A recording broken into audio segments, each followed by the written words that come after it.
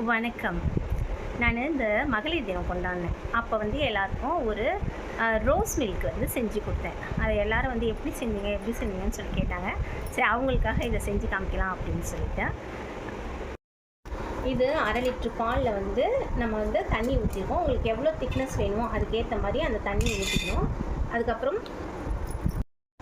சர்க்கரை, உங்களுக்கு எவ்வளோ சுகர் வேணும் அப்படின்னு சொல்கிறீங்களோ அதுக்கேற்ற மாதிரி நீங்கள் வந்து போட்டுக்கோங்க. நான் வந்து ஒரு 3 இது போடுறேன்.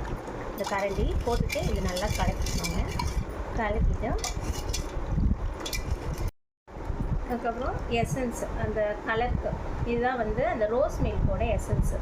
இதை வந்து நான் வந்து 1 ஸ்பூன் ஊற்றுறேன். அதே போல் இதை ஊற்றி நம்ம கலக்கணும் அப்படின்னு சொன்னால் நமக்கு எவ்வளோ கலர் வேணுமோ அதுக்கேற்ற மாதிரி நீங்கள் ஊற்றிக்கோங்க.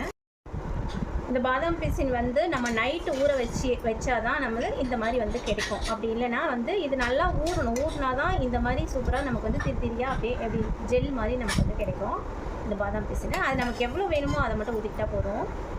இது வந்து நல்ல கூலிங்காக இந்த பாதாம் பிசின் வந்து நம்ம சேர்க்குறோம். சரிங்களா?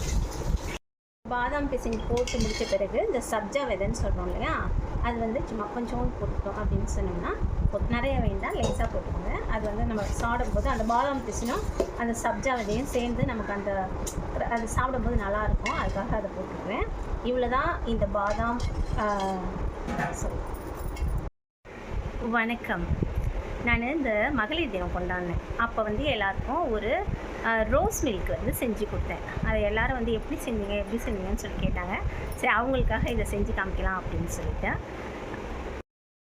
இது 1/2 லிட்டர் பாலில் வந்து நம்ம வந்து தண்ணி ஊற்றிருக்கோம். உங்களுக்கு எவ்வளோ திக்னஸ் வேணுமோ அதுக்கேற்ற மாதிரி அந்த தண்ணியை ஊற்றிக்கணும். அதுக்கப்புறம்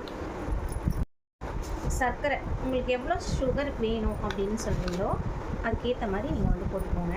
நான் வந்து ஒரு 3 இது போடுறேன். இந்த கரண்டி போட்டுட்டு இது நல்லா கலக்கிக்கோங்க. கலக்கிட்டு அதுக்கப்புறம் எசன்ஸ், அந்த கலருக்கு இதுதான் வந்து அந்த ரோஸ் மில்கோட எசன்ஸு. இதை வந்து நான் வந்து 1 ஸ்பூன் ஊற்றுறேன். அதே போல் இதை ஊற்றி நம்ம கலக்கணும் அப்படின்னு சொன்னால் நமக்கு எவ்வளோ கலர் வேணுமோ அதுக்கேற்ற மாதிரி நீங்கள் ஊற்றிக்கோங்க. இந்த பாதாம் பிசின் வந்து நம்ம நைட்டு ஊற வச்சாதான் நமக்கு இந்த மாதிரி வந்து கிடைக்கும். அப்படி இல்லைன்னா வந்து இது நல்லா ஊறினா தான் இந்த மாதிரி சூப்பராக நமக்கு வந்து திரியாக அப்படியே எப்படி ஜெல் மாதிரி நமக்கு வந்து கிடைக்கும் இந்த பாதாம் பிசின். அது நமக்கு எவ்வளோ வேணுமோ அதை மட்டும் ஊற்றிக்கிட்டா போதும். இது வந்து நல்ல கூலிங்காக இந்த பாதாம் பிசின் வந்து நம்ம சேர்க்குறோம். சரிங்களா? பாதாம் பிசின் போட்டு முடித்த பிறகு இந்த சப்ஜா விதைன்னு சொல்கிறோம் இல்லையா, அது வந்து சும்மா கொஞ்சோண்டு போட்டுட்டோம் அப்படின்னு சொன்னோம்னா நிறைய வேண்டாம், லேசாக போட்டுக்கோங்க. அது வந்து நம்ம சாப்பிடும்போது